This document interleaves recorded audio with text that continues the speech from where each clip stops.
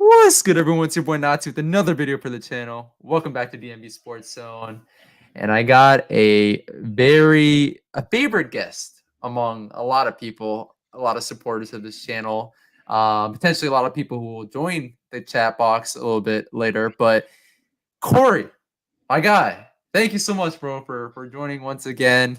But yeah, can you reintroduce yourself to the channel, Lord, to all those people out there? Lord have mercy. They don't know me by now, Lord. We've Yeah, been like, that's true. That's am true. I like the most returning guest on here or something I like think so. Yeah, yeah. yeah. Well, and all that, I appreciate it, brother Corey from On the Warpath, Sanchez 405. Mhm. I know we talk football, commander, scandals, whatever. We should just rename this the DC scandals and put Olivia Pope on side, because Mm. who doesn't love Kerry Washington? Who doesn't love Broomhilda from Django? Hilda knows that they're Django, don't it? Yeah, so but it's good to be on. And before we even get started, I'm just gonna say this so we can get this out of the way right now. You were right. Wait, you don't want to save it? No. I don't want to say. I want to get this out of the way right now. You were right. Okay. I was wrong. I still think Kelly Stafford is trash. I don't like Matt Stafford. He went out there and this team got him to a Super Bowl, and that's what happened. That's exactly what happened right there. I think, my opinion, I think any quarterback could have done this, because that's just the greatness of Sean McVay. And then he had enough talent on that offense to cover up some of those gunslinger deficiencies that he had in Detroit, where you have a Cooper Kupp, Odell Beckham making catches that who did they have in Detroit over the last couple? Nobody since Calvin Johnson. That those guys don't make those catches. So kudos to him. Kudos to Sean McVay, the quarterback whisperer. I'm convinced Taylor Heineke could have won with Sean McVay as his head coach and everything. But no, man, you're right. You spotted that from the jump. And like I said on Twitter, I don't delete it because the internet is undefeated, and I will rest on my laurels and say I was wrong. I say, heck, maybe we can do the same thing if we trade for Derek Carr or something like that. I have seen the light. But yeah, you were right. I was wrong. And congratulations to you. I hope your Matt Stafford jersey is but can we do this though? Can we just be honest? He doesn't do that in Washington. Win a Super Bowl? I agree with you. I don't even think he gets you to I don't think he gets you to the playoffs. I disagree with that wholeheartedly, Corey. Does he get you a playoff win? Yes, he gets us one playoff win. This past year, he gets us one playoff win. With the roster as is. I don't know, bro. I don't know. You only had really one. You had one talent. You had one talented receiver.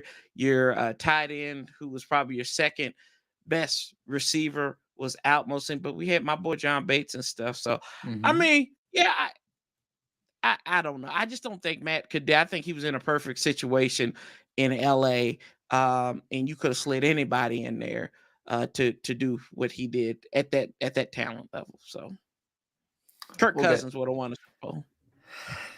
Kirk Cousins would have won a Super Bowl. He would have won a Super Bowl in there. Well, I'm gonna save my thoughts, Corey, for a little bit later in this stream. I want to save it because we do have some other topics that I want to get to. All I'll say though is that in terms of Matt Stafford, since we're talking about our opinions about him right now, instead of waiting a little bit later, I will say what he did, not helping that woman that was falling. We kind of talked a little bit about this on Twitter.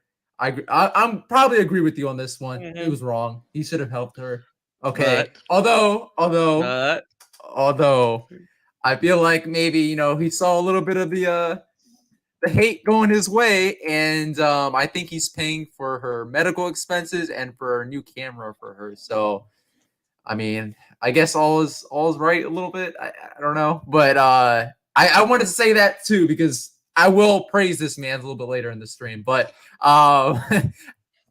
let's get to the Super Bowl, right? Happened on Sunday. Great game, great halftime show.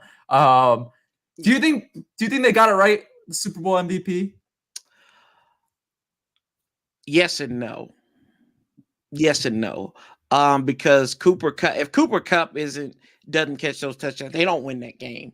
If he's not doing, because I mean, Stafford, how many times did he target Kupp on that last drive? If he's not a part of that, especially when Beckham went down, we saw what the offense, how stagnant the offense became. And you can also blame old Lou, who's the defense coordinator of the Bengals. Why don't you just double up Cooper Kupp? When you got space, why don't you just double him up and let Van Jefferson? Because he's that good, Corey. He's that good. Come on now. He's that good. Come on. Eli Apple ain't that good. But that's why. If he's that good, then double him. Give him the respect and let Van Jefferson, whose head was in a million places, beat you. That's just that's my thing. I get that. I'll say this. There's only 2 receivers in this league where even if they're double team, triple team, they still produce, and that is Cooper Kupp and Devontae Adams. I had Devontae Adams on my fantasy team this year. Towards the tail end of the season, I would watch Packers games and see him get double and triple team and still put up 90, 100 yards, 2 touchdowns like it was nothing. So again, that like goes back to my point, right? Like he's just that good. He's just that good that like if you target him and you throw the ball in a certain position, right? A certain catchable ball that Matthew Stafford does throw to him, you get the results. So that's just my view on that. But in response to the question though, yeah, I'm kind of with you. At the end of the day, he had 2 touchdowns, 90-ish yards, 95 yards receiving. I have no problem with him getting named Super Bowl MVP, especially because I heard that they vote for the MVP before like the last 2 or 3 minutes in the fourth quarter. So the Super Bowl MVP voters did not get to see Aaron Donald's clutch play at the end of the game that ultimately sealed the victory. So, but yeah, you could have gone with Aaron Donald. You could have done co-MVPs, but they voted for it, like 2 minutes before? I said, how can you do that in a game where where the team was down by 4 and they're making a comeback attempt? Like, how can you, like, couldn't have been somebody on the Bengals defense? That's like a fair point. Yeah. I thought, I even said this. I said, I thought Jesse Bates at the Bengals won because I thought they were going to have to win it with defense, which was proven that the defense had to win it, but they couldn't seal the deal with it. If they kept it close and defense produced, which they gave them 2 turnovers, offense just didn't produce towards the end. But if they were to win, it would be somebody on that defense. Jesse Bates, the Wilson kid, who we saw all night and who that may or may not have been a hold on him as well.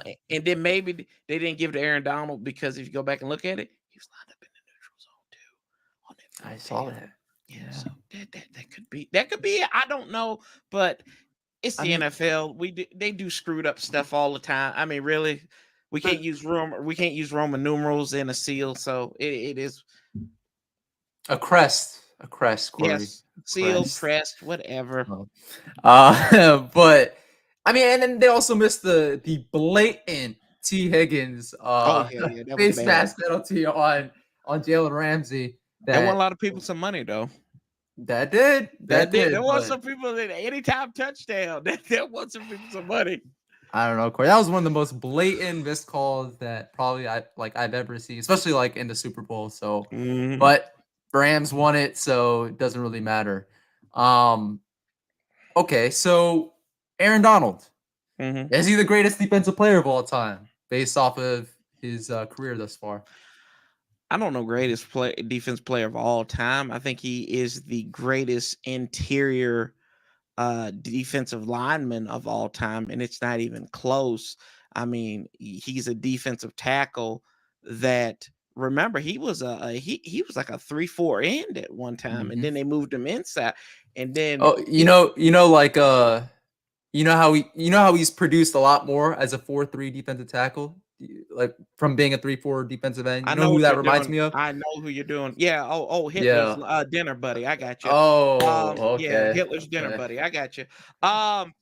No, but I think at the end of the day, Mm. that Aaron Donald, he is the best interior defensive lineman to play the game. 20-some sacks in a season from a defensive tackle. Come on now, family. Like, we got to, like, I mean, you got to give it up to him. And the dude has done it. He had one contract issue, but he still played with the team and stuff. And he's been through all this mess, all these 7-9 seasons, 6-10 seasons at with Jeff Fisher, a move, playing in mismatched uniforms, and then getting some competent coaching in Sean McVay.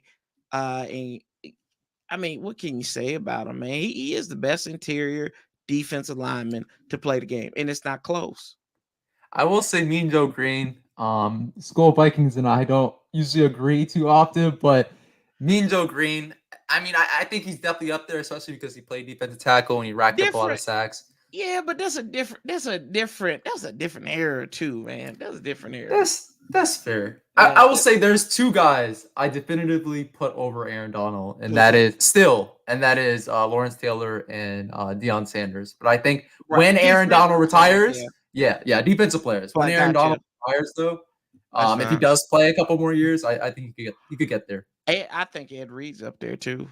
And from what I've seen with my eyes, Ed Reed, and that's a guy that often does not get talked about with the Redskins, passing up on him because they traded back and drafted Patrick Ramsey, and the Rams took him at like 22 or something like that. I mean, not the Rams, the Ravens took him at 22 back in 2002. So, I mean, you talking about a big oversight in that draft. And I mean, so what could have been, coulda, shoulda, wouldas, right? Ands and butts or candy and nuts, we'd all have Merry Christmas. So I don't know. It might be the aura or something. I'm still a Ray Lewis over Ed Reed guy. I don't know. I think that Ray Lewis was more integral to them, like being perennial playoff contenders and winning those 2 Super Bowls. Although obviously they're both great. They're both all-time legends. Like, yeah. But and Ed wasn't there when they won the first Super Bowl. So I mean, Ray Lewis was the bridge gap between those 2 Super Bowls. And I mean, Ray Lewis is a great middle linebacker, but we got a guy who's in Washington the tail end of his career that has similar numbers, didn't miss a game. But stats don't tell the full story, though. Jonathan Allen, like, what do you mean? Said like stats don't tell the whole story? Like about with a linebacker, stop. Yeah. How many tackles did Cole Holcomb have early on in his career? But and John Bostic. Hold on. They're not. Wait a minute. I am comparing 2 linebackers that played around the same time. That's what I'm doing. Ray Lewis had a bigger impact. Yes, I love London, but Ray Lewis had a bigger impact because he was flashy and he showed off and he killed a person. That's the only reason why.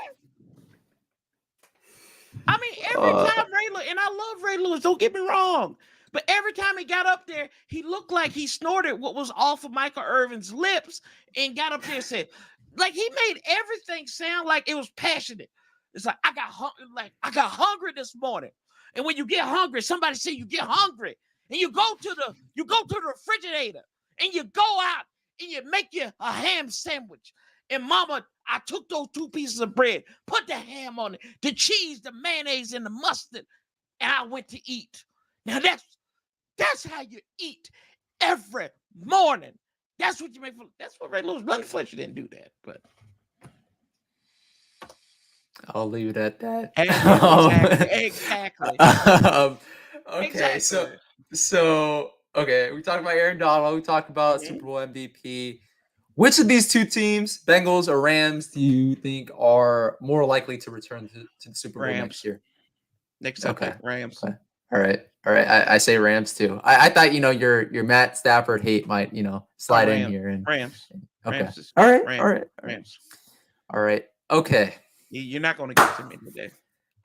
I will now. The great debate. How important was Matthew Stafford to the Los Angeles Rams' success this season? Go ahead, Corey. Even though you already kind of talked about it. It is 50-50. I think it was mutually copacetic. Hold on. You said the Rams made Matt Stafford. Doesn't sound like 50-50 to me. Hold on, wait a minute. The Rams did make him this year because you had talent. You had talent on that, like weapons that he had never seen. It's like when you walk, he was like Kim Jong-un walking into Russia, seeing all these daggone nukes that they have, right? He was like, oh gosh, pretty. Like, this is what they had. They had a good offensive line. You got a competent coach, ownership that's based on winning, and then give them credit, right?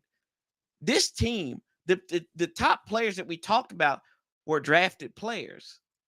Cooper Kupp, Aaron Donald, and then you sprinkle in Odell Beckham. You sprinkle in Matt Stafford, right? Like I said, I think the Rams were already established team. That's why I am convinced that Matt Stafford benefited from the Rams this year. He really did, because he had guys that were going to be, he had competent targets. Even Tyler Higbee. Tyler Higbee's underrated, man. I don't care what anybody says. He's an underrated tight end. You know my thing, and he wasn't in the Super Bowl, right? No, he wasn't. And Blanton did all right at some time. Didn't he get benched? Hold on. Benched? Right. Didn't he get replaced? Not Blanton, Hopkins. Hopkins was guy. But either way, though, you look at it, though, Nati, that guy did okay, but you could tell that offense took a significant dip when Higbee wasn't in there. We saw it in the NFC Championship game. We saw it in the Super Bowl early on too. At times that if Higbee was in there with Odell Beckham out, I don't see how the offense isn't still humming without him. Like that's the thing. Like I think they undersell his value. As a tight end, fantasy people would be like, oh well, he only had 500 yards and how many touchdowns? Like, I told you this. Matt Stafford was my fantasy quarterback. He was. He's my Stafford. Why did I draft him? Because he was the best quarterback left on the board, and I waited too long. So that was like the post. I won a championship because of him. So, I ate a bag of Utz pretzels just because of that, because in honor of him and Kelly. And I threw it at my San Francisco 49er friends. So petty. So petty. It's not petty. It's just a fact. Okay. 2018 Los Angeles Rams team. Obviously swap out Matthew Stafford for Jared Goff. They had Todd Gurley at running back, Brandon Cooks, Cooper Kupp, and Robert Woods at receivers. I would argue that trio is slightly less good than the combo of Cooper Kupp and OBJ this year, but OBJ they also didn't get him until halfway through the season. They had Andrew Whitworth at left tackle. On defense, they had Ndamukong Suh, who was more in his prime back then. Aaron Donald, of course. They had Corey Littleton at linebacker. They also had Marcus Peters and Aqib Talib at corner, and they had two great safeties in John Johnson and Marcus Joyner.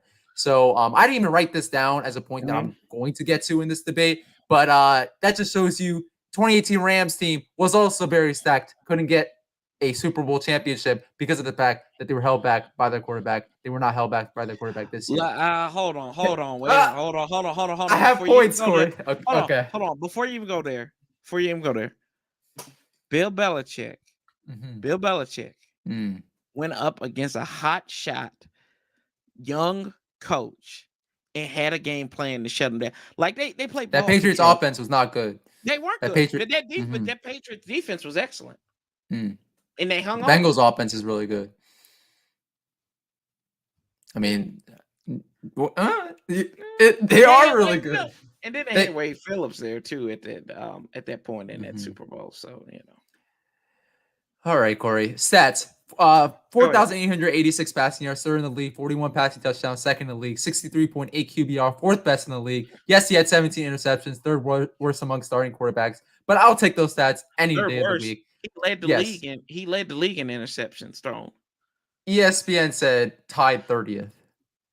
So what?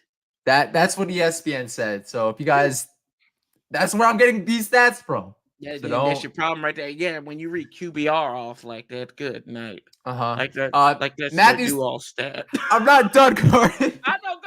No. It's just the QBR thing. Go ahead, bro. I'm sorry. No, I know. No, don't apologize. I was just joking. But okay, so Matthew Stafford led a game-winning drive in the final minutes of 3 straight playoff games. First time that's ever been done in NFL history. He won a Super Bowl in his first year, winning 4 playoff games. How many times have they just gotten to the playoffs? The Rams got into the playoffs or gotten to the Super Bowl and not won it. He won it in his first year. Aaron Rodgers literally was talking about Matthew Stafford as if he was a top 10 quarterback in the league since his early Detroit days. Matthew Stafford is one of the most talented passers of all time. There's a reason why he was drafted number 1 overall. No one wins in Detroit. Even arguably the greatest running back of all time, and Barry Sanders, and greatest wide receiver of all time, Calvin Johnson, both of whom had to retire early because of the wear and tear that playing in Detroit had on their bodies. Matthew Stafford also had a lot of wear and tear. Doesn't matter. First year with a competent team, competent coach, competent organization, won a Super Bowl. He's been a Warrior his entire career. Like, you can go on YouTube, easily see clips of him taking vicious hits, one after the other, future offensive line, and he still scores touchdowns seconds later. He's also clutch. He's Kirk Cousins with the stats, but also he's the anti-Kirk with the clutchness. And I would love that at quarterback here in DC. The offensive mastermind that is Sean McVay traded away a boatload of picks just to get Matthew Stafford. I think that says a lot about how much they believed in him and how great a quarterback he is. He's humble. Washington should have successfully traded for him last offseason. Would have gave us 3 to 4 more wins, in my opinion, and 1 playoff win. We talked about that at the top of the show. And Matthew Stafford is a top 10 quarterback. We'll get to your list right after this, but he's clearly a top 10 quarterback. I don't understand how you could disagree with that. Aaron Rodgers, Patrick Mahomes, Josh Allen, Joe Burrow, Russell Wilson. I still put Deshaun Watson at 6. I think he's that talented. Matthew Stafford's right after that. Then you got Lamar Jackson, Justin Herbert, Dak Prescott, Kyler Murray, Matt Ryan. So in all, Matthew Stafford is a legit player, a stud at quarterback. I'm tired of the disrespect. So tired that I wrote up a bunch of notes. And let's get to this now. Well, let's get to your rebuttal. And then ultimately, whether you think Matthew Stafford is a Hall of Famer. Oh, you done? You done? Yes, I'm done. Yes. Okay. I did that on purpose. Yes. Oh, yeah, I know. Calm down. Blood pressure high now. So what I will go with this is, and I have never disagreed with you on he is a top 10 quarterback this year. This year. I said this year. Hold on. I said this year he was a top. I told you this. I told you this in Twitter. I said, now, in other years, he's a top 15 quarterback. When he was in Detroit, top 15 quarterback. He's the same quarterback. He's the same quarterback. He wasn't no top quarterback. He wasn't no quarterback. He was a top 10 quarterback last year. You're proving my point. Oh, he needs weapons. He needs to do this. I didn't say he needs weapons. He needs weapons to win a Super Bowl. To be a top 5 quarterback, he does. He doesn't need weapons to be a top 10 quarterback. He was a top 5 quarterback in 2020. Get out of here. Not top 5. I didn't say top. Did I utter the words top 5? I said top 10. Yes. In 2020. There's some people who put him at top 5 right now. If you look up some report, I don't do that. I'm not like that. I think top 10. I think top 10. Yes. In 2020, he was a top 10 quarterback. Oh my God, boy. What's wrong with you? Yes. He just didn't have the weapons. He didn't have the weapons and he didn't have the defense. Super underrated. Super underrated thing is actually having a defense. Yes. He's conditional. I didn't know this was Hercules in the I didn't even get to this point. My top 10 quarterbacks from 6 through 10, right? I listed them off. Deshaun Watson, Matt Stafford, Lamar Jackson, Justin Herbert, and Dak Prescott. 6 through 10. I put them in the 6 to 10 category because these are great quarterbacks as is, but they still will need a lot of weapons to win a Super Bowl. That's my 6 to 10 category. My 1 to 5 are guys that, in my opinion, don't need that many weapons, but could get you to at least, a Super Bowl appearance. And that is an Aaron Rodgers, a Patrick Mahomes, Josh Allen one day, a Joe Burrow, and a Russell Wilson. Like that's what distinguishes my top 5 from the rest of my top 10.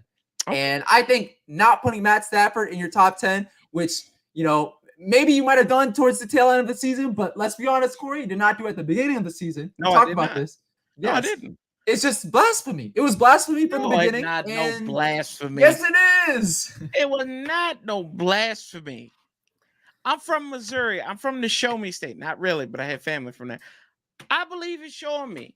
And you can throw the ball. Corey, he showed you, but he showed you with his arm talent. That's the difference. The arm talent was not necessarily always on full display because he didn't have the weaponry. He did not have the arsenal to show it. If he didn't go to the Rams, and he didn't win a Super Bowl, should he still be considered a Hall of Famer or well, it depends on how many more seasons of great production he has, right? Yeah. Like if he puts up, I mean, the man's never been an MVP, right? Yeah. He the year he led, I think one of the years he led the league in passing, he was terrible. It was a terrible team. So I mean, Deshaun Watson also, he had a crazy big year last year, and they won 4 games. But he's still, in my opinion, he's still a top 10 quarterback. So I think my point here, Corey, and also a lot of people saw, the highlights of Matthew Stafford's great throws in the Super Bowl and all that. The point is that Matthew Stafford was always a super talented quarterback. In my opinion, the last couple of years has been a top 10 quarterback.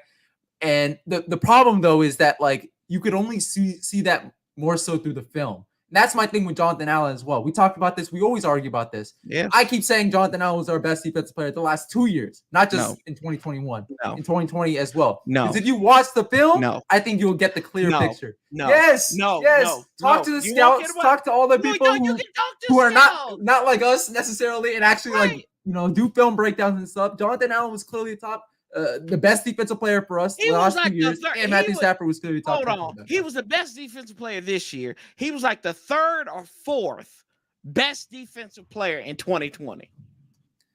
The only difference between 2020 and 2021 for Jonathan Allen is that he got home to the quarterback more. But I think you could attribute that to Chase Young not playing and not racking up any sacks. Montez Sweat also not playing for a good part of the year. Matt Ioannidis was back in the lineup this year too. Did he show much? Let's go back to his old self. Maybe Matt Ioannidis. We gotta go look at the tape, right? But Matt Ioannidis played in most of this season. I'm assuming his quarterback hurries, his tackles, all this stuff is down. Could him eating aided to John Allen's success this year? Okay, let me preface this by saying, of course, everyone knows I'm a huge Jonathan Allen fan. But I will admit that Chase Young being out and Montez Sweat being out for large portions of the season, in Chase Young's case, for most of the season, allow Jonathan Allen to get a lot more sacks than, maybe you could have had if those guys were in the lineup. I'm not saying you wouldn't have racked up the sacks regardless, but I think, getting to 9.5, which is where he got to, I think it was 9.5. Yeah. Like, you got to attribute, some of that to certain guys being out of the lineup. Yeah. Like I said, I think that interiorly he took over that interior defense tackle spot this year. I think, like I told you, I think last year he played. I thought he was like in 2020. I thought he was the 3rd best interior defense lineman we had. Two on a good day. He was 2 on a good day.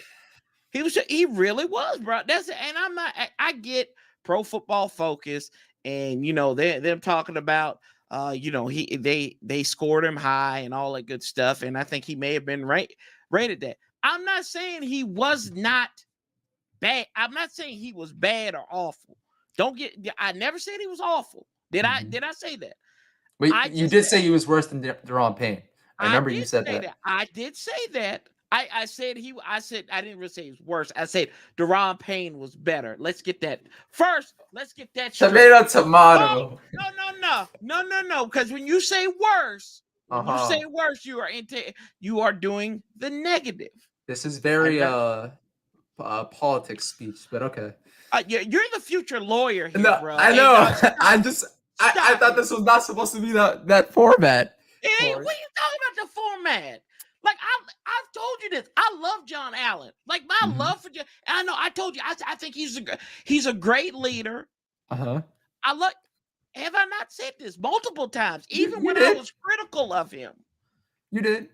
Because but there were a lot. You weren't the only one, but there were definitely a lot of fans who thought he should have been included in trade packages. He should have been Yes. the odd man out in our defensive lineman Yeah. rotation. And I was like, what? Well, you even know last year I said something, not even trading him. I said something about trading Deron Payne and keeping him. I did say that. Now, now let's not get that twisted. Let's get that like now. I know our boy, and he might still be in the comments now. Like our boy Jarris was riding him hard too. Now, like we remember this. Like, hey, come on now. So I know. I like John Allen. I don't have any I don't have any quality. Like it was never negative. Like for what I thought of him, it was the fact that I thought this line with these interior linemen, like it was the most talented position on the team, and it wasn't even close. The interior lineman. And I even said this too. I said he's the third best defensive tackle on this team coming into 2021. Corey, he was a top 10. The analytics said he was a top 10. Hold on, analytics. This way, yeah. Call Brandon Staley. Tell me how analytics are doing. Okay. I think analytics are a super helpful tool though when it comes to offensive linemen and defensive linemen because I get that. Especially interior. Right, but I'm saying like to my point, I was saying that he was talented and he could start on any other team. It was just guys that were better on this team, not that he was worse. It was more out of an abundance. Yeah. And I've alluded that to you. I've told you this stuff. So we coming over here, counselor, being like, "Oh, you can't handle the truth, Corey. You said he was awful. He was garbage." The analytics. No, I didn't say. I know. Yeah. The analytics, the slander, and all this stuff. Blah blah blah. You can charge me with slander on Matt Stafford all day, but do not charge me with slander on Jonathan Allen. It wasn't slanderous. I don't know about that, Corey. I think we gotta check the tape. Check the tape. We can't check the tape. I'll tell you what I said. I thought he was the third best interior defense lineman. Interior, yes. Chase Young and okay. Interior, yes. Okay. I don't want to make it seem like you I know. You got me started. I don't want to make it seem like to all those people out there.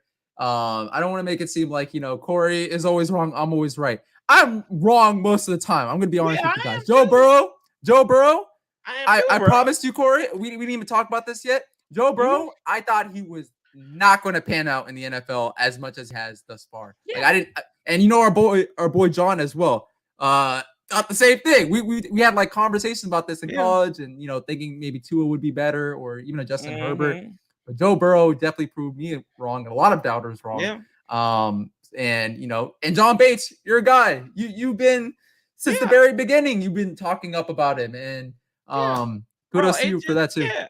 I mean, but see, this is and I'm gonna go on a soapbox here. Okay, quick. Like this is what's wrong with content creators today. What we did today is saying we are human. We will be wrong. It's like it society has made it like that wrong is being a problem. No, it's not a problem because you're gonna be wrong more than you're right. And if you're right more than you're wrong, they're called Jesus Christ then. Like they're like I mean you better start getting the collection plate out or something like that. But that's my little thing. Like we're gonna be wrong, we're gonna be right. Because at the end of the day, we don't know what it's the people who say Cam Sims, right? Washington should play Cam Sims because this, that, and the third. We don't know what the hell goes on in Ashburn, why he isn't playing, what he's not doing right, or what the coaches aren't seeing, right? But we always directly blame it on the coaches. We don't know. He could show up to practice late. Yeah. I mean, I'm just throwing it out there. Throwing that out there as they're people. No, that's completely fair. And like you guys see stuff on like Twitter about me saying, Corey and I going back and forth. It's literally all in good fun. Like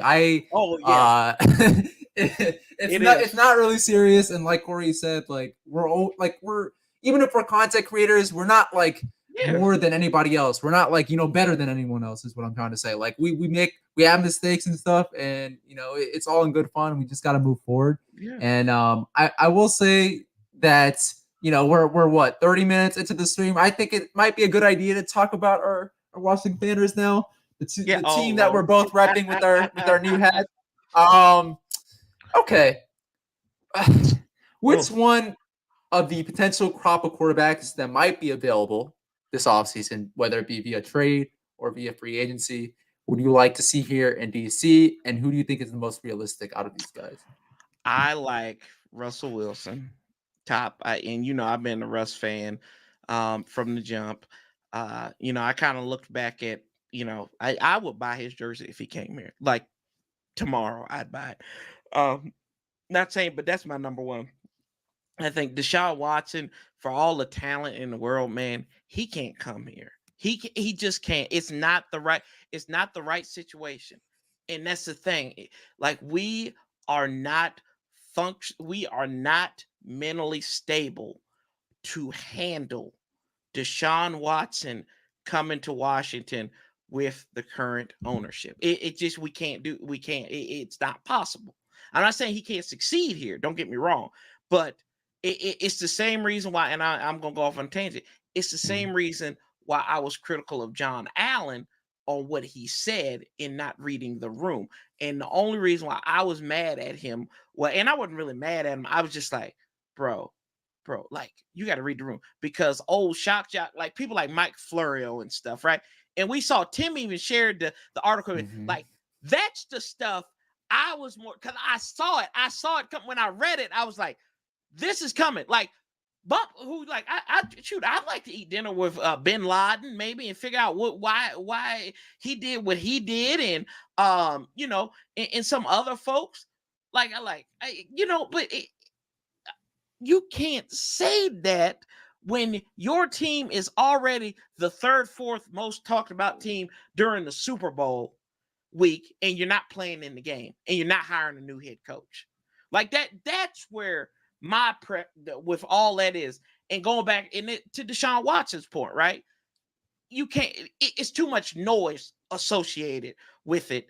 And I'm tired of being on Jimmy Fallon and stuff just because we're screwing up and everything. Dark horse I kind of alluded to earlier after talking with a couple people. Derek Carr coming to Washington. He's young. He's 32. Maybe this would be the change of scenery that he needs. He's somewhat mobile. But he will. He's clutch. He's very Matt Stafford-esque in the sense, like they were two of the top highest paid players, played in dysfunctional organization. Now I don't know if going to one dysfunctional organization to the next would work for him, but I could do that. Other than that, if you can't get any of those, if you can't get like Russ or Derek Carr, and without selling a small island in China, I'd probably look to the draft a little bit more. Maybe just roll with getting a free agent quarterback, or dare I say, roll it back with number 4 again and just take your lumps. But they're not going to do that. This is a Nati. Let's be serious, man. This was a move that should have been done last year, because Matthew Stafford. No, not Matthew Stafford. Not Matthew Stafford. I think they should have. No, I think as far as drafting a quarterback and doing your due diligence, you should have just traded up in the draft, and then hindsight's 2020. I wasn't big on Mac Jones, right? But maybe you think about drafting him, or you trade up and get Justin Fields, right? And you had it. You could explain. You could justify 7-10 with that situation. Now you're going to make a panic move. When they say they're swinging for the fences, they're panicking. Like, this is Ryan Howard swinging for the fences. This isn't Juan Soto swinging for the fences. Either we're not going to get on base. We either going to hit a home run, or we popping, flying, grounding out. It don't matter.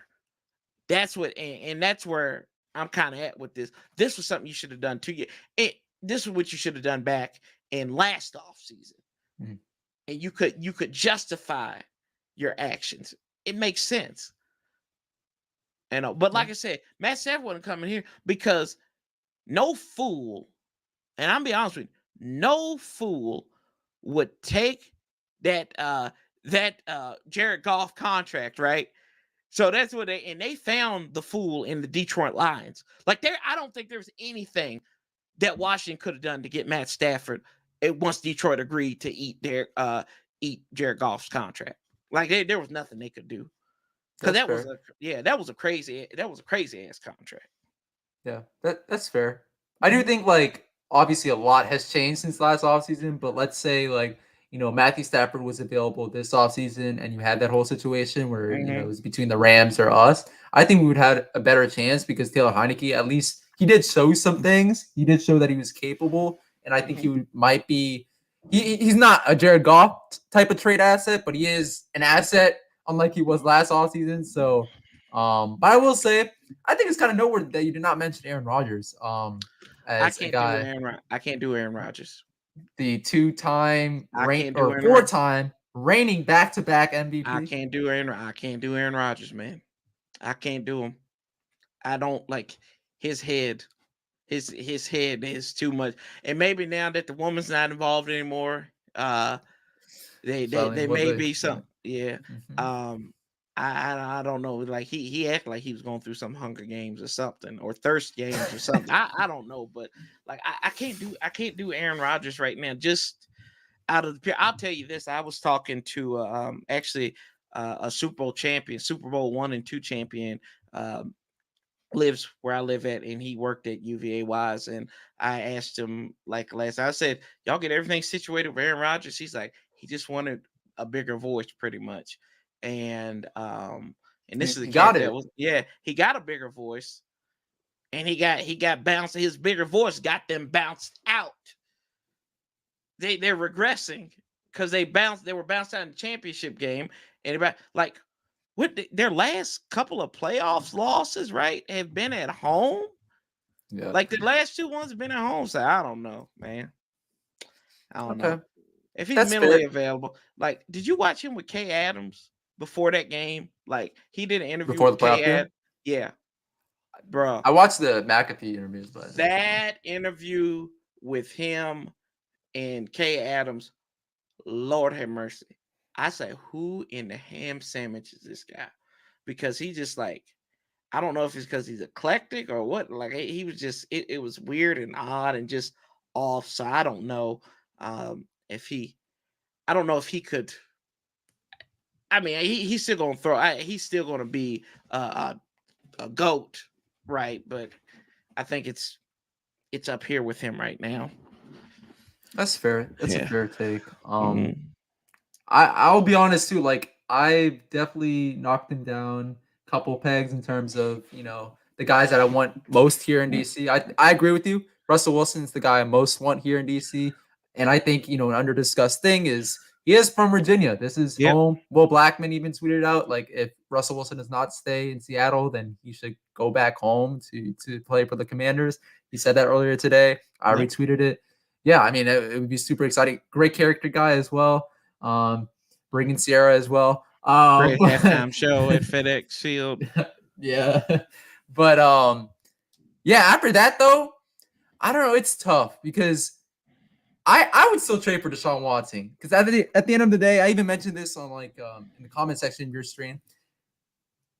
We're always gonna have drama around this team as long as we have Dan Snyder as owner, and I don't think. A lot of people out there think that, it's more than a 50-50 shot that Dan Snyder will be forced to sell. I don't know about that. I mean, this man's just bought a new mansion in Virginia around the Mount Vernon region, $48 million in cash.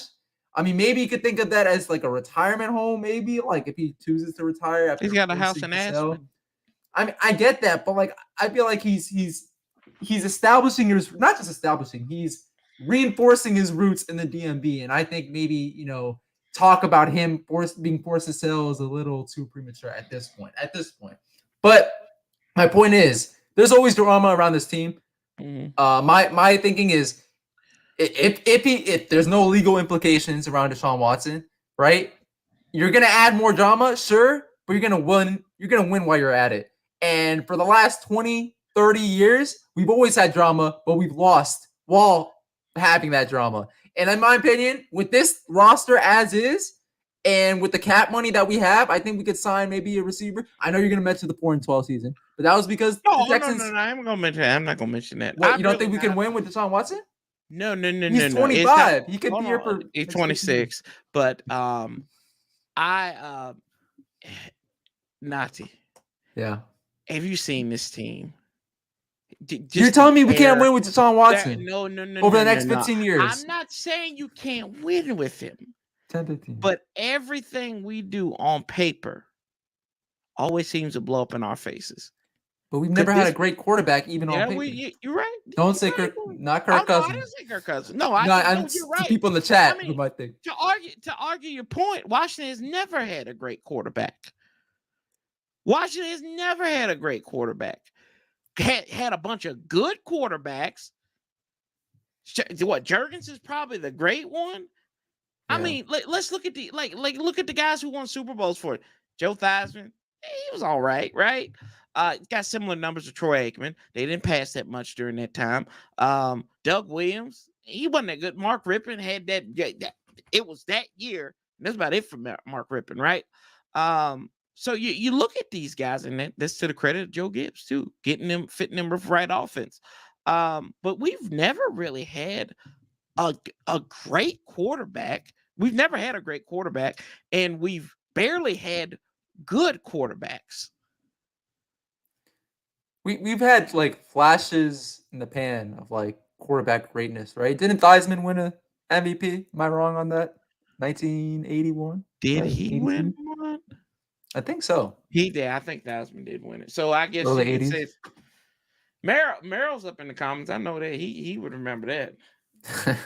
he also said in response to your, I think this is in response to your Aaron Rodgers, Kay Adams interview point. Yeah. Dude, I got a contact high watching it. Like it's no lie. Dude, I was like literally he was the most valuable player in 83. So yeah. Darryl Garrett, I mean, this is the point, right? Like, I think if we trade for Watson, he's gonna be here at least, maybe not at least, but he's gonna be here for the next 10 years. Like I could foresee that. And that gives you, in my opinion, that gives you more shots at big Super Bowl contenders, right? Like you're not having to freaking change your entire team around a 2, 3, 4 year window that you're probably gonna have to do if you go for Aaron Rodgers, who I would still like here in DC, or Russell Wilson, right? Or guys that are in their 33, 34 years old or plus. But yeah, and also another thing, I think we're gonna be the best team outside of the Rams. Probably be the second best team in the NFC, given Tom Brady. Wow. Okay. Yeah, when you think about it. Wow. If we get Deshaun Watson or Russell Wilson. If we get okay. Yes. No, of course. No, 110%. I agree with you because if you look at it, if you look at the landscape of the NFC, the South, ain't nobody rising in the South again right now. All those teams, unless the Bucks find a way to get Watson. I think 8-9 wins could win that division next year. Just looking at where we are in the state of it right here. You look out west, the Rams. Is Kyler Murray? What's going on? Kyler Murray and Cliff Frankenberry. We don't know. I absolutely do not want Yoda. Confused you are. Dark side he is. But then you look at the North. What in the world's going on with the North? We don't know. Kirk Cousins could be the best quarterback in that division, and that's not even close. Think about that, Nati. Kirk Cousins, it would be the clear-cut best quarterback in the NFC North. Who you on paper next year? And if Russ leaves Seattle, there's Seattle, again, outside the Rams, like there's nobody in there. The only teams that really I think could compete for a chip, the Rams, as is right now, the Rams and the Cowboys in the NFC, because they are, and I think the Rams would blitz the Cowboys just because of that, but because it's a very far difference between those two teams. But even on that point, I was also gonna say, like, if we get a Russell Wilson, clear top 3 teams in the NFC would be the Rams, Cowboys, and us. Yeah. On that point, though, like I think that adds to the motivation for Ron Rivera and co. to get a legit bona fide quarterback this offseason because of the fact that not just like, they would Washington would be instantly, NFC contenders, Super Bowl contenders if they do get that quarterback. But also the thought in the back of their minds is that the Cowboys are right there, right? Like if Washington does not get a quarterback, it's pretty much going to be the Rams and Cowboys conference to lose, if we're going to be honest, right?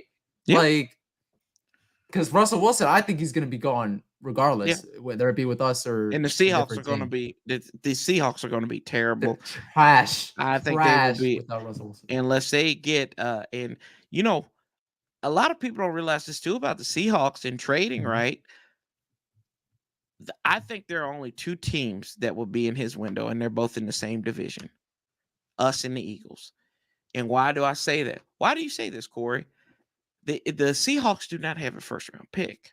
The Eagles have 3. Washington, and they're all in the middle part of the draft this year. So are they going to parlay those in for Russell Wilson, or do they call down to Deshaun Watson? We don't know. And then Washington, top 11 pick, right? Like, what are you going to do? Because let's be honest, Kenny Pickett, best quarterback in this draft, and he's not even a surefire thing. None of these quarterbacks are surefire. Sam Howell, Matt Corral, Desmond Ridder. I mean, Will is a sexy contender to be good in this thing. But what has Liberty done in the NFL? Except give us a bust at receiver. Exactamundo. Sam Congato is the best player to come out of that school. I hate to say it because obviously Virginia's school, but I completely agree with what you just said. We need to stop. Fans need to stop talking themselves into thinking there are any top 11 worthy quarterback prospects in this draft. Because in my opinion, that's irresponsible. None. Nope. Yes. You draft a linebacker. You draft Nakobe Dean or that kid from Utah if he falls down here and get your linebacker. That's exactly what you do. Because the fact that it's deplorable that they went into the regular season with only 4 on the final roster. And then how they played Jamin Davis was even more despicable in the lack thereof. Like, you've got to get a quarterback on both sides of the ball. And I think if you do that for Washington, it's no problem. It's no question. It is no question. This team will win the NFC East. You can write that down, clip that off. Yep. And, we could also be looking at guys at receiver like Drake London, Wilson from Ohio State. I think someone who, if he falls to us at 11, and let's say we get our quarterback without some way, somehow trading away our first round pick, I think a guy that, isn't necessarily going to be filling a need, but I think would bring the biggest impact to us other than Nakobe Dean would be Derek Stingley Jr. Like, I think he's getting lost a lot in the discussion around draft picks. I think this guy early. I know, but I did see someone mock Derek Stingley Jr. to the pick before us, and then I saw another mock drafter mock him to a pick after us. So I think if he falls to the 11 range, I think it'll be. I mean, I know we have William Jackson the third, and we have Kendall Fuller, but I'll be honest with you, even as a guy who's high on William Jackson, I'm still high on him. Our quarterback play was definitely spotty this year. And I think adding a Derek Stingley, who I remember, Corey, I remember reading a Bleacher Report article about him before his first year at LSU, and people talking about him as being the next generational quarterback. I think if we can get a talent like that in our quarterback room, our defense will just be amazing, and potentially getting a middle linebacker in free agency or maybe with the pick later on in the draft. I hate that generational talent. I know. I think we all do, especially with Chase Young called that. That's what I'm saying. I'm like, oh, okay, he's got talent. Don't Michael Parsons is generational talent. Yeah. Oh, yeah. Oh, God, that's generational talent with generational character concerns. That's why he's a Dallas Cowboy. Yeah. Okay, so Last question with regards to the Washington Mhm. Commanders, before getting to some other topics. So, what free agents do you think we should retain? And how far off do you think we are from playing in the Super Bowl like the Rams and the Ooh, Bengals? ooh, oh gosh, man. I mean, with anything, Mhm. I think you could possibly you could be ways off. You could be close if everything fall. Look at the Bengals, right? Everything just fell their way this year. Nobody thought they were going to win the division. Even Joe Like, Burrow. Oh, well, division, that's a different story. But yeah, Super Bowl, Joe Burrow even said in an interview, yeah, the NBC interview before the Super Bowl, he was like, "Yeah, even I didn't think we were gonna get this far." Like, yeah. So it's gonna be. I mean, it's wild, man. Like, who you like? I say we're far off from it. One, because the NFL can't stand us right now, and we can't get out of our own way. That's two things, and you got to get ready. They won't do anything until Snyder's gone.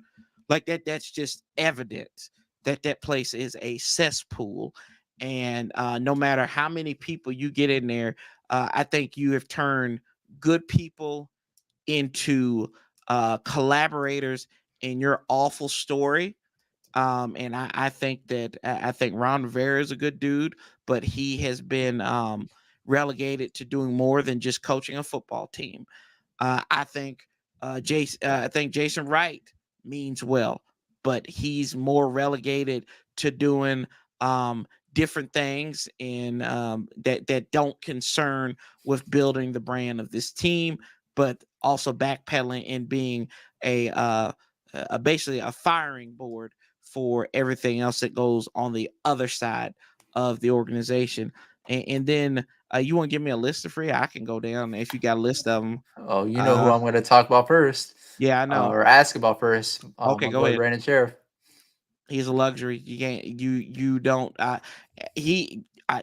Nati. I get this. I get that you and some other folks are like, oh, we were all win. We won more with him. Like, see that I, type of I depend.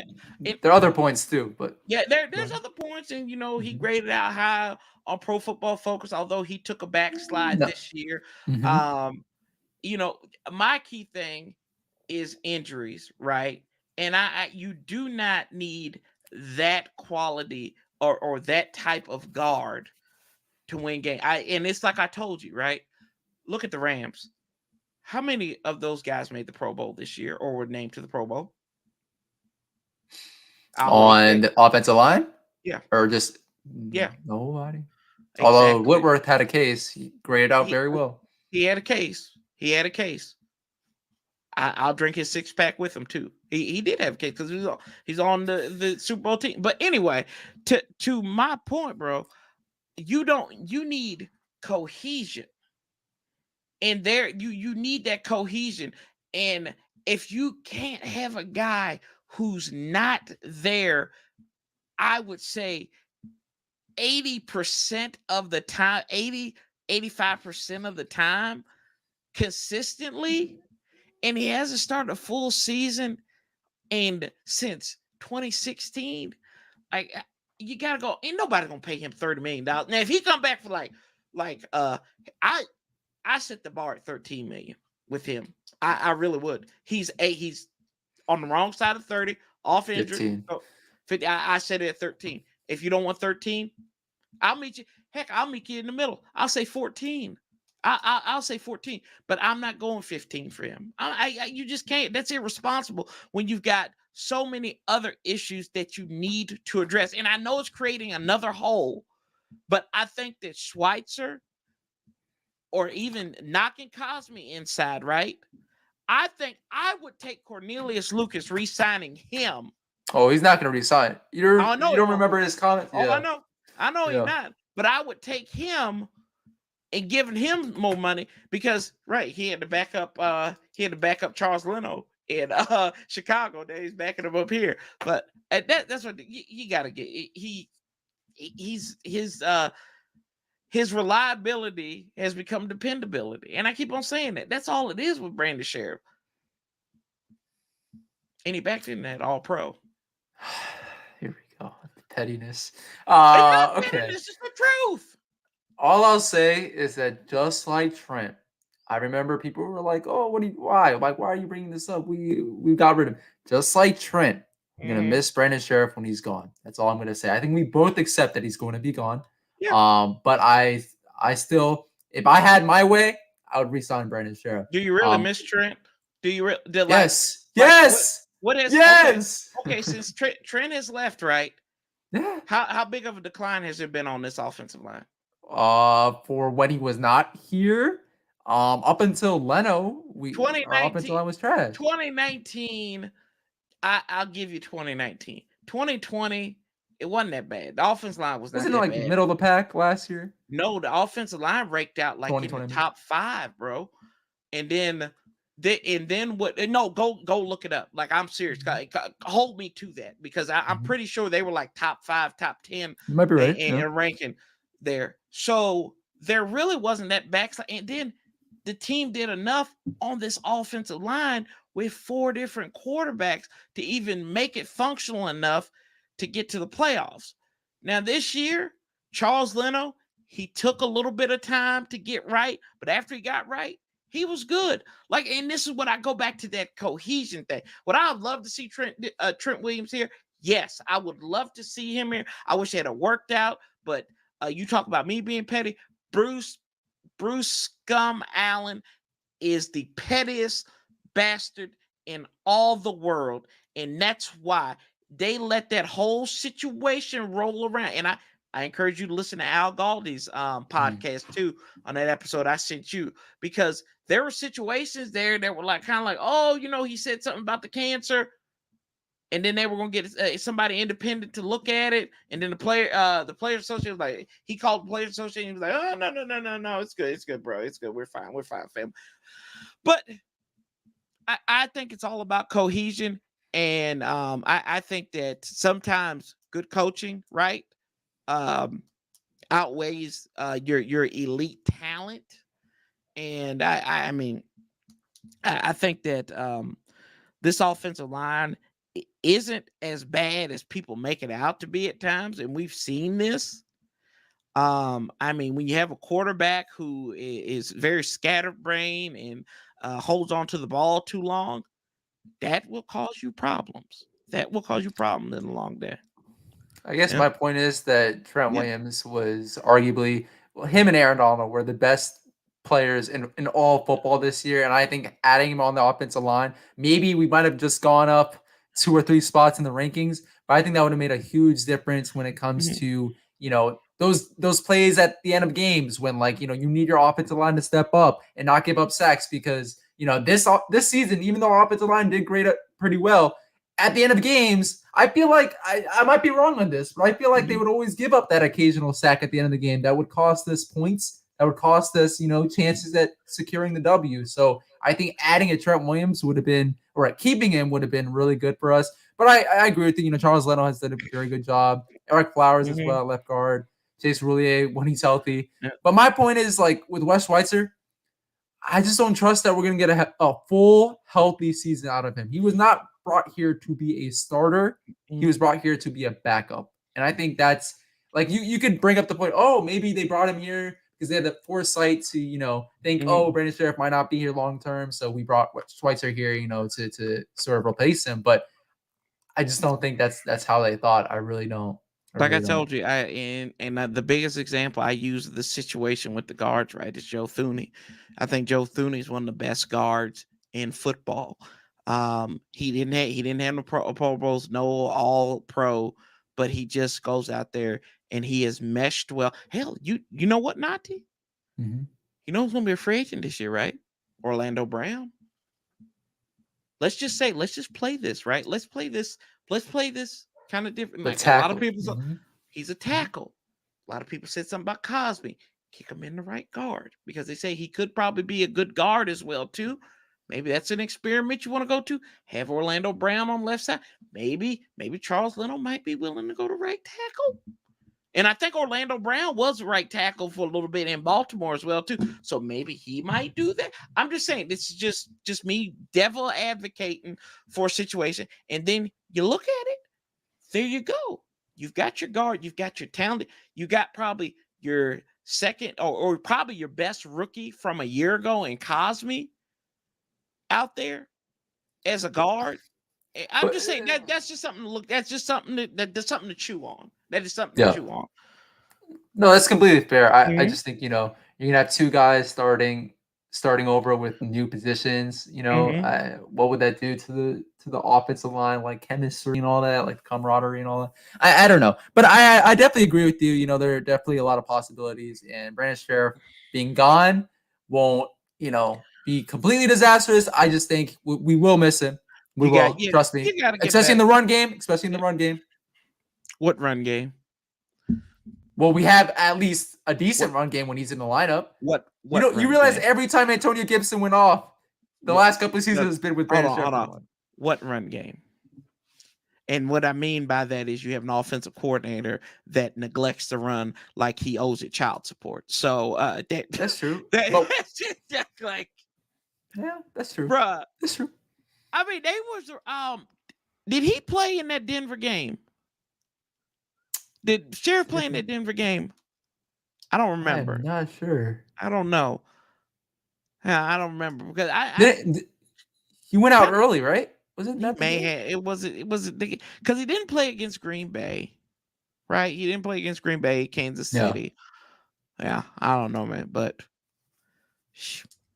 hey, I just like when you got a coordinator that neglects to run the ball, and that's another story for a different day. That's why I say what running game is not because of the lack thereof, because you're absolutely right. And I said one of my favorite things about Brandon Sheriff is I think he's a leader, right, bro? Like that's good, but I don't if I need a mouthpiece, go be a coach. Like if you can't be out there, for me, like that's what you get paid to do, fam. That and that's been my whole point with Brandon Sheriff is you have to be available. And you waited too long. You should have got something. And you and I agree on this wholeheartedly. You waited too long with this. He didn't. I honestly, he didn't want to be here. He did not want to be here. To He trade him wanted to go away. somewhere. Yeah, exactly. But no, they want to go and do this franchise tag, and now we're the only franchise in the history of the NFL that's franchise players, multiple players, 2 consecutive seasons. Yeah, I just think though with the Chiefs, you mentioned the Chiefs and Packers. If you're not playing those games, like that's my point, right? Like those two teams have trash rush defenses. I don't Yeah. know if you remember trash rush defenses. You You're talking about telling the me Brandon Sheriff would not have made a difference? No, the Packers and the Chiefs. Packers and Chiefs? He may have, but I think at the end of the day, you look at it. I know Tim has brought this point up before. We got fleeced by these teams, especially That's true. against Yeah. a porous defense. Like, I mean, But we had to lead against. We had to hold on. We had to let me, lead against Kansas City too now, and then they dropped 30. They dropped 30 points on us, and we lose 38-13 or whatever it was. Like it was something around those lines. but I mean, if we if we re-sign Brandon Sheriff and we actually replace Heineke at quarterback, Yeah, that's fine. but If he takes I a know it's discount, hard. I told you if he takes a discount, like if he goes 13 million, I'm good with it. If he sees the writing on the wall and he's like, hey, I want to be here and be part of this with this quarterback, then yeah, I'm cool with it. But I'm tired of getting fleeced by these guys. And like, are you gonna stay or are you not gonna stay? Like, it's not that hard. Like, just make up your say you don't want to be here. Don't play the picket fence on me. Don't spit in my oatmeal and call it creamer. Like, you know what I'm saying? Like, it's just whatever. No, I get that. Yeah. But I will say we didn't even mention this guy, but like I think outside of Brandon Sheriff, I think we both agree that our number one priority by far is JD McKissick, correct? Oh, no In doubt, terms of free agency. about it. No doubt about that. And I think that, his injury and everything, I think that's the kicker is his injury. But I mean, bro, Maybe we'll you get less can't. money. Yeah, maybe he might get less money, but you can't. The drop off in this offense when he went out, I mean, bro, that dude's something serious. And you got him. You basically stole him in free agency, and that's the type of back you need. He's not an every down back, but he is a guy that can be. I remember going to a Giants game, and I call him the PPR god. That's what I call him. He's a PPR god because he caught a key pass from Heineke to win the game, and he caught a touchdown pass. He ran one in because I think he audibled out. So the guy's a PPR god, and yeah, you got to bring him back, and you got to bring back the guy who did what Curtis Samuel should have done in DeAndre Carter. You've got to bring DeAndre Carter back. He's the best. Dare I say, he is the best full-time returner we have had here since Brian Mitchell. I mean, I know we had Rock Cartwright returning kicks, but he wasn't. I mean, Rock wasn't all that good. Brandon Banks was flashy in moments, but he never really kind of rose to that occasion. I think DeAndre Carter is probably as good, and he was versatile. Especially think about it, he caught that touchdown pass against the Bucks, right? Yeah, and Falcons too. Yeah, he caught one again. He ran it to the house on Falcons. So 2 key wins right there. He was instrumental in it. Yeah, no, I agree. Although he's our guy on the channel. One of our, I think it's still like our most watched video was on DeAndre Carter in the offseason and him being, we predicted that essentially he was going to be a big piece. But like, I will also admit that first half of the season he was spectacular. Second half of the season did fall off a bit. Fair caught too many balls for my liking.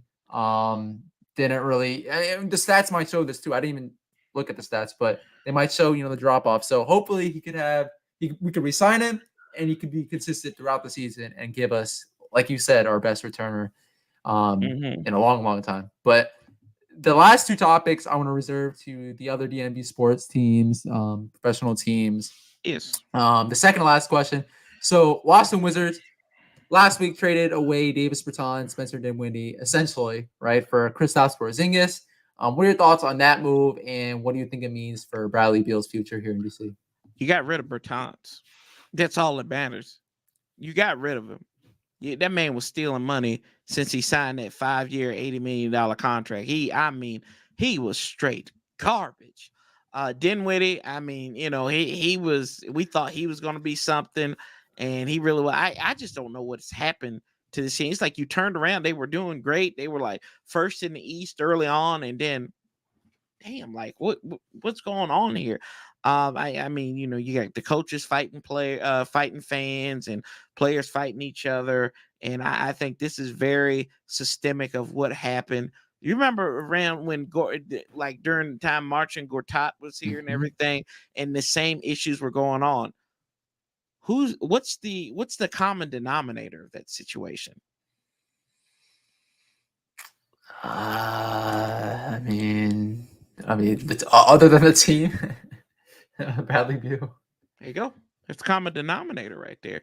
And I mean, I'm not saying he's linked to any of that or anything like that, but I don't know what it means for Bradley Beal, because this is just, I mean, this is getting ridiculous. Every year we hear, oh, he's going to get traded from the Wizards. He's going to get traded from the Wizards. He's going to get traded from the Wizards. Now he's hurt out for the rest of the season. Is this team going to lose out? I don't know. It just seems like every time somebody goes to the Wizards, they fall off and do well. I mean, Kuzma's done well in spots for this year. Even though he looked like a Power Rangers monster that one time, and ever since he wore that big ugly sweater, big ugly pants sweater, they have been awful since then. So I mean, and who's like what's up with Thomas Bryant? Like, who's our big guy down the side? Where's what's his name? Gafford Williamson. Gafford. Like what? Like coaching has a lot to do with it. Yeah, I mean, and now you remember, when your boy was on here, the voice of the Wizards. He was he's like, Jesse Kutcher was like, he's like, I think they're gonna. Like, how you feeling now? I said, y'all looking as bad as Drew Gooden's hair now. So, I'm not petty. I'm just saying I feel like the Wizards team has gone way down since that interview. I'm not trying to make a correlation, but It's your that's fault. It's that's your fault. It's y'all's fault. yeah, Man, where's but Abdul at? This is all his fault. Getting all these fired, getting the fire thing, and then try to bounce back, get Dave Johnson on here, yeah, and then yeah. you got to blame Abdullah. You got to blame him on that one. I'll talk to him. I'll give him a talk. But Yeah. yeah, my thoughts, Corey. Like, what are we doing? What is the future of this franchise, man? I get it. We're trading away 2 bad contracts, but the Mavericks also wanted to trade away Porzingis because he was a bad contract too. Mm-hmm. Like, I don't think that's getting talked about enough. No. And I know I know it's not a DMB team, and people might get mad when I say this, but like we should be doing, although, and also they didn't do this intentionally, right? LeBron left them twice, but we should be doing what the Cavs did, what my Cavs Mm-hmm. did, and tanking, right? Getting a bunch of high draft picks and actually rebuilding that way instead of trying to find ourselves in this sort of average NBA team type of range, right? Like in terms of seeding, 7 to like 10 range that we're constantly in. Like, what are we doing, right? We're trading away or trading for a contract that's worth what, 30 million a Yeah. year, right? And like we still have Beal on the books. Like, what? I don't know. I don't know, man. I Yeah. think we should be tanking. I really think that. Yeah, I'm never really a fan of tanking.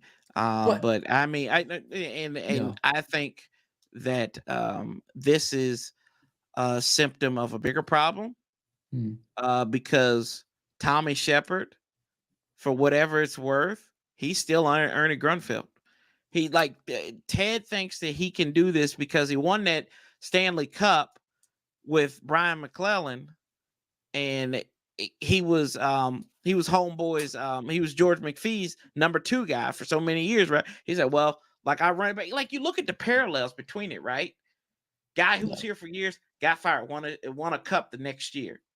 And then you look at it, well, Ernie Grunfeld, terrible decisions, drafting all these foreign players and stuff like that, and making these bad decisions. Yeah, Jan Vesely, man.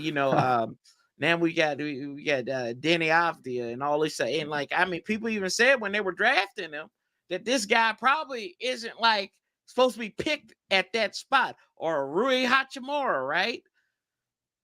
Like, Which I still think fans overrate, but yeah, that's yeah, another I story. mean, I think so too. I think he's soft, and he might have, he may be dealing with a mental health crisis, but I just think he's soft as a big guy.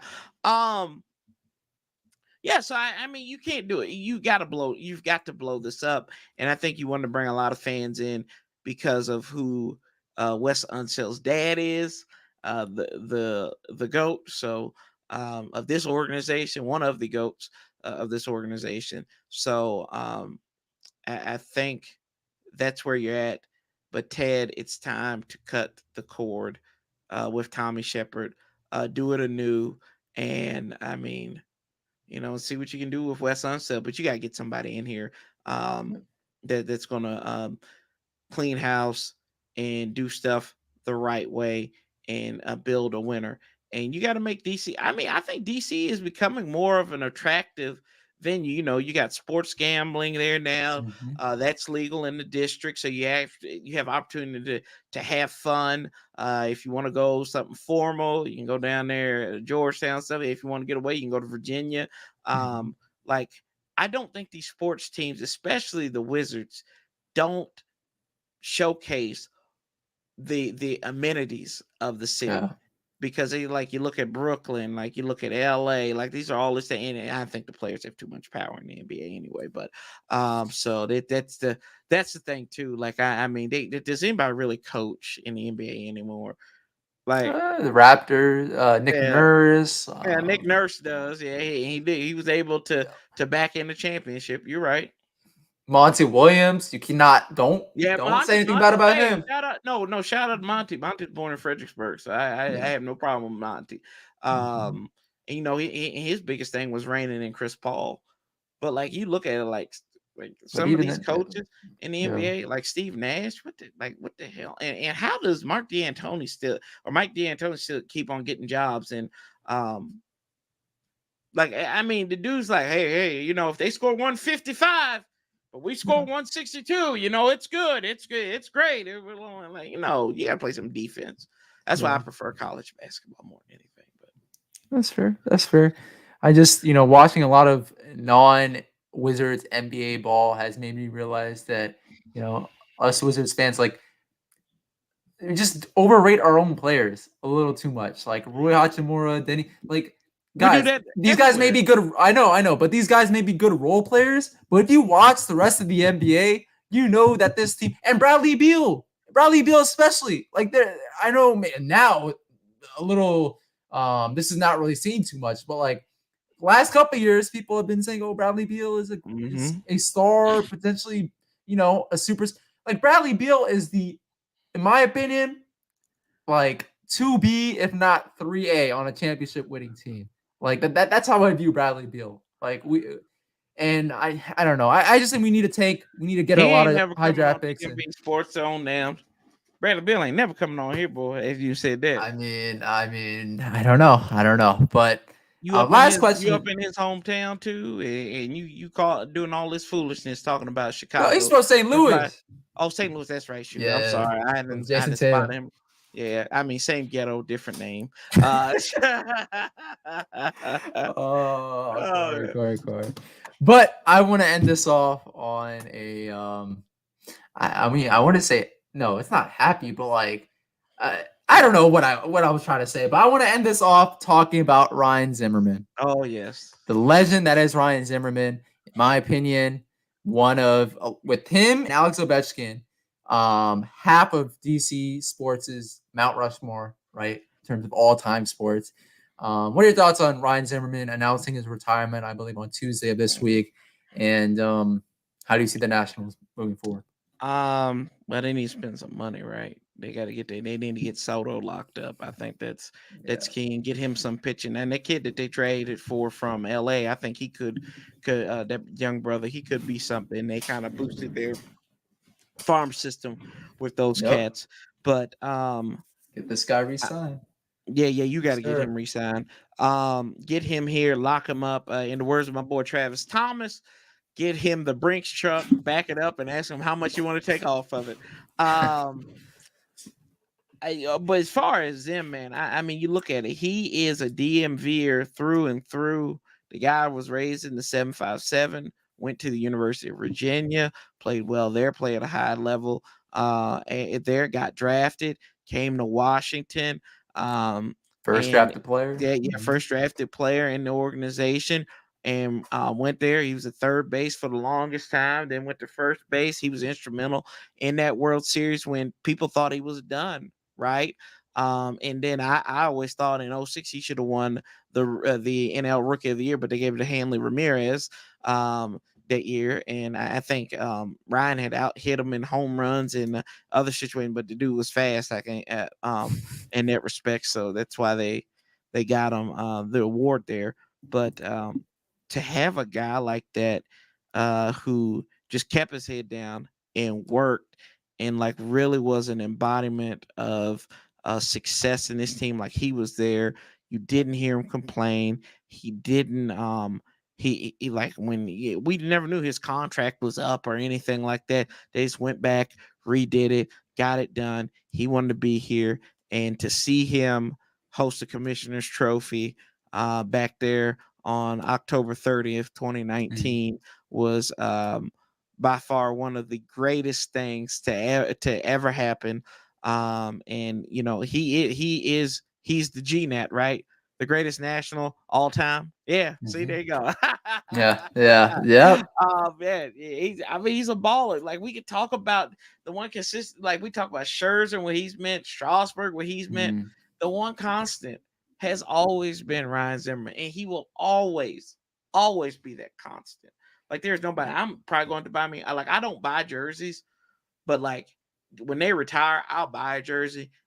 I'm heavily considering buying a Ryan Zimmerman jersey, and especially I'm gonna get me an Ovi jersey as well. But I don't buy jerseys, and I will buy them because of what those guys have meant to us, and they won. Yep. They won, and they did it differently than anybody. Like, you don't see these type of guys now. They're either holding out, they're sitting out in Florida or whatever, and they're like, hey, I'm going to get my money sooner or later. No, Ryan didn't do that. And you can correct me if I'm wrong. Ryan Zimmerman wasn't like necessarily the best player in the game type, like an Alex Ovechkin, right? No. Like over the course of his entire career. But like, I think above average. Yeah, he was definitely above average. Great player. But I think what really resonates, why so many people like us were like so happy when he won the World Series in 2019 was because he's been with us since the days when we couldn't even crack 50, 60 wins.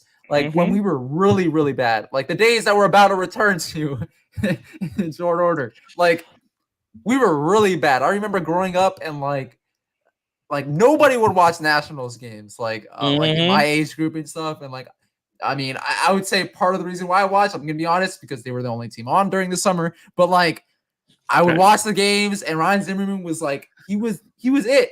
He was the only reason, pretty much, that I was watching. And like, to see the Nationals go from the late 2000s and they're losing ways to I think it's really started in 2012, 2013. The winning ways started to happen. We started getting to the playoffs, started winning some more games in the playoffs. Could never really get over the hump, though, in the playoffs until 2019. And then he had that magical run. He hoisted the trophy, like you said. Like, he's just so ingrained into DC sports history, man. It's just, I think it was a blessing to watch him play baseball here in DC. And it's the icing on top is like he's from the DMV through and through, and will forever be a part of the DMV. Oh, absolutely, bro. Yeah, and don't forget, how did they open up Nats Park? And beating a team that he's played a lot in his career in the Atlanta Braves, and that home run, that walk-off home run they did on that opening day, bro. I mean, those are memories you will always remember. Now, I mean, this is the type of guy that we'll tell our kids about.